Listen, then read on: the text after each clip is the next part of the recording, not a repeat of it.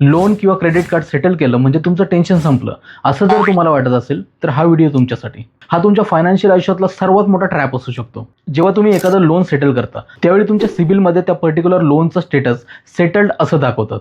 ज्यावेळी आपण loan close करतो त्यावेळी तो स्टेटस क्लोज्ड असं दाखवतात. म्हणून ज्यावेळी आपलं लोन क्लोज होतं किंवा आपले EMI संपतात त्यावेळी आपण बँकेकडून नो ड्यू सर्टिफिकेट घेतो. या केसमध्ये सिबिलमध्ये आपलं लोन सेटल्ड असं दाखवलं जाईल. याचाच अर्थ ज्यावेळी तुम्ही नव्याने लोन ॲप्लिकेशन टाकाल त्यावेळी बँकेला किंवा त्या क्रेडिट कार्ड एजन्सीला समजेल की तुम्ही मागील पैसे पूर्णपणे भरलेले नाही आणि ते तुमचं लोन रिजेक्ट करतील किंवा क्रेडिट कार्ड तुम्हाला इश्यू होऊ देणार नाही. आणि या सेटल करण्याचा परिणाम म्हणजे पुढील 7 वर्ष तुम्ही लोनसाठी अप्लाय करू शकणार नाही किंवा क्रेडिट कार्ड तुम्हाला इश्यू होणार नाही. आणि जर इश्यू झालंच तरी त्याचे इंटरेस्ट रेट्स हे खूप हाय असतील. भूतकाळातील काही चुकांमुळे किंवा उद्भवलेल्या काही परिस्थितीमुळे आपण हा मार्ग निवडला जरी असेल, लोन सेटल जरी केलेलं असेल तरी भविष्यात काही गोष्टींची काळजी घेणं हे नक्कीच गरजेचं आहे.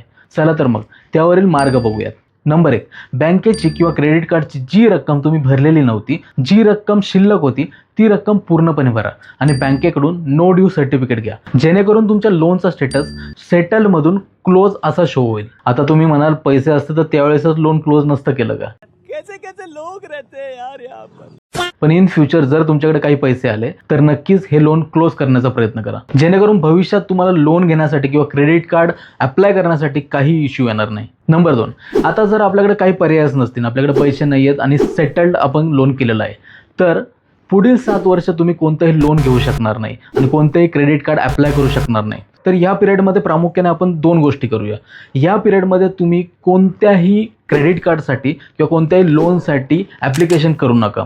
त्यामुळे तुम्ही कुठेतरी मल्टिपल इन्क्वायरीज करतात आहे असं बँकेला किंवा क्रेडिट कार्ड एजन्सीला कळेल आणि ते तुमचं लोन किंवा क्रेडिट कार्ड हे रिजेक्ट मारत राहतील आणि तुमच्या सिबिलमध्ये त्या सगळ्या इन्क्वायरीज लिहून येतील की या माणसाने वारंवार लोनसाठी क्रेडिट कार्डसाठी अप्लाय केलेलं आहे. तर या पिरियडमध्ये एक गोष्ट आपण करूया. तुमच्या सेटल केलेल्या लोन व्यतिरिक्त कोणतंही लोन तुम्ही घेतलेलं असेल आणि त्याचे EMI आजही पेंडिंग असतील तर ते EMI वेळच्या वेळी जर तुम्ही भरले तर सिबिल स्कोअर हळूहळू जनरेट होत जाईल, जो 7 वर्षांनंतर तुम्हाला खूप फायदेशीर ठरेल. तर हा सिबिल स्कोअर बिल्ड करण्यासाठी एक गोष्ट करू शकता. जे आपले एक्झिस्टिंग लोन आहे, जे आधीचे लोन आहे, जे आपण सेटल केले नव्हते त्याचे EMI आपण प्रॉपर टाईम टू टाईम भरूया. कोणतेही नवीन लोन किंवा कोणतीही नवीन क्रेडिट कार्डसाठी आपण अप्लाय करणार नाही. आणि तिसरी गोष्ट जी ऑप्शनल गोष्ट आहे, जर तुम्ही करू शकत असाल तर नक्की ती गोष्ट करा.